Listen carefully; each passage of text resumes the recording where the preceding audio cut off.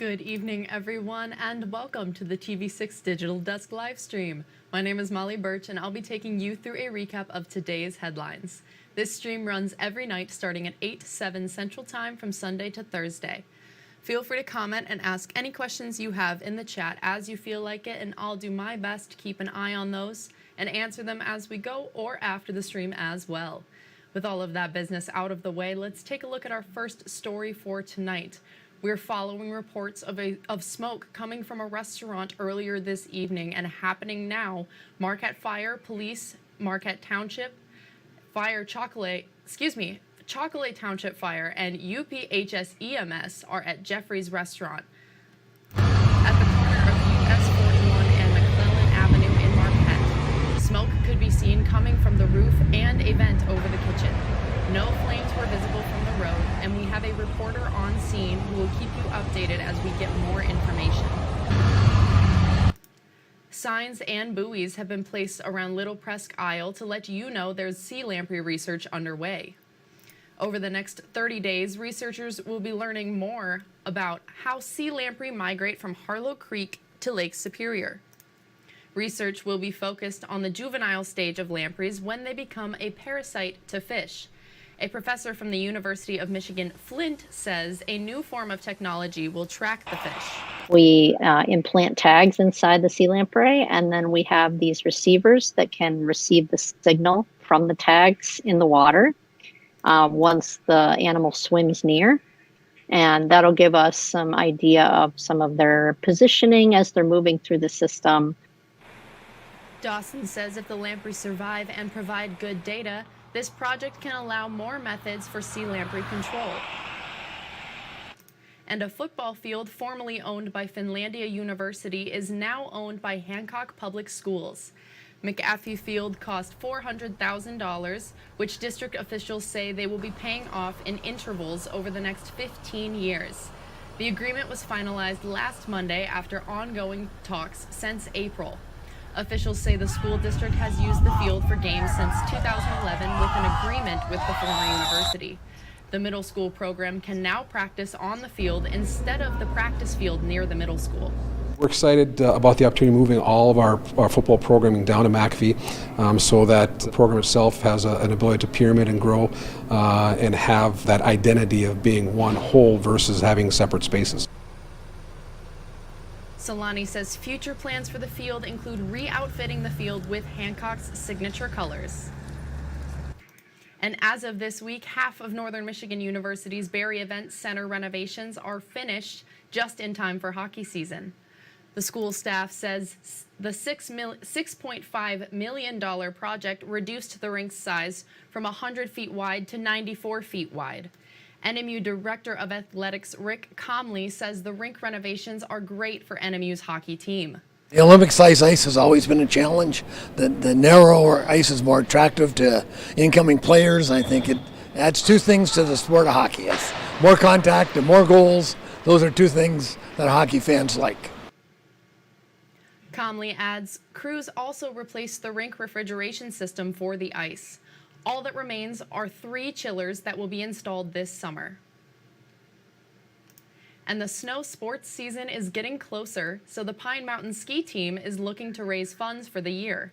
TV6's Iron Mountain Kingsford Bureau reporter Blake Ryerson shares how the Pine Mountain Sports Shop is helping out both competitive and casual skiers. Many people in Dickinson County enjoy skiing, but the fun comes at a price. $400, $500, $800. Off-the-rack skis can be very expensive for families just trying to get into the sport. Pine Mountain Sports Shop employee Richard Ring says the upcoming ski swap can lower the cost of entry for beginner skiers. The sport can be expensive, so if they come to the swap and find the right equipment, they can save themselves a lot of money. Helps them get started. The Pine Mountain Sports Shop is hosting a ski swap on November 4th. Skiers can drop off used equipment from 8:30 in the morning till 11 in the morning, which will be priced and sold from noon till 1:30 in the afternoon. Pine Mountain Ski Team head coach John Bittinger says the team keeps 15% of the sales to help fund equipment and travel costs. gates, for instance. We have, when you set a course for slalom, it'll be 40 gates. Well, each of those gates costs $50. And in a season, we'll probably break 20 to 30 of those. So you can imagine the value of that goes up. Bittinger says youth equipment is always in high demand. It's a big demand for junior snowboards, junior skis, junior boots, because that's the one that the families that are just getting into skiing really want to find a good deal. And there are really good deals in the ski swap. If the equipment sells, swappers can come back from 2:30 in the afternoon to 3 in the afternoon to pick up a check. Blake Ryerson, TV6 News, Iron Mountain. Thank you, Blake. And the Marquette County Conservation District is giving you a chance to wear your costume before Halloween. The MCCD is throwing the Trick or Treat Trash Cleanup. Participants can meet at Picnic Rocks in Marquette for a chance to clean up the lakeshore and air out your costumes. There will be candy for everyone and prizes for the best costumes of the day. The MCCD district manager says the goal is to clean up the litter before the snow washes it into the lake. It's important to keep trash out of the lake so that way that ecosystem can stay a valuable resource for the fishing community and as obviously a drinking source for lots of folks in the area.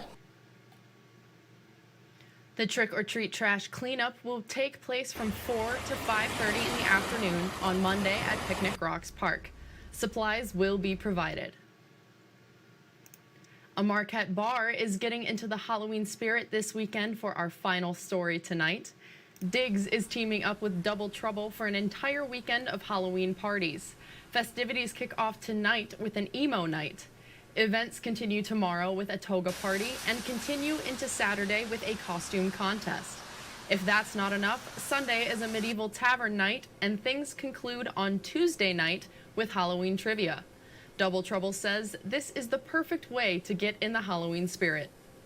Diggs knows how to put on a good time. Double Trouble likes to have a good time, and we try to, bring that kind of fun to the community, especially when it gets a little bit colder. We want to, bring the energy, bring the party, bring the fun. All the activities will be at Diggs this weekend. The toga party and costume contest start at 10 at night, and the emo night, medieval tavern night, and Halloween trivia start at 7 in the evening. And that's all the stories we have for tonight. Be sure to tune in tomorrow night, or on Sunday night, where I'll be here in the same place at the same time. That's 8/7 Central Time. If you have a story idea you think we should report on, feel free to contact us at any time. These are a few easy ways to get a hold of both myself and others in the newsroom. And again, you can contact us at any time. We would love to hear from you with your story ideas. Thank you all again for joining me live at the TV6 Digital Desk. Have a good rest of your night.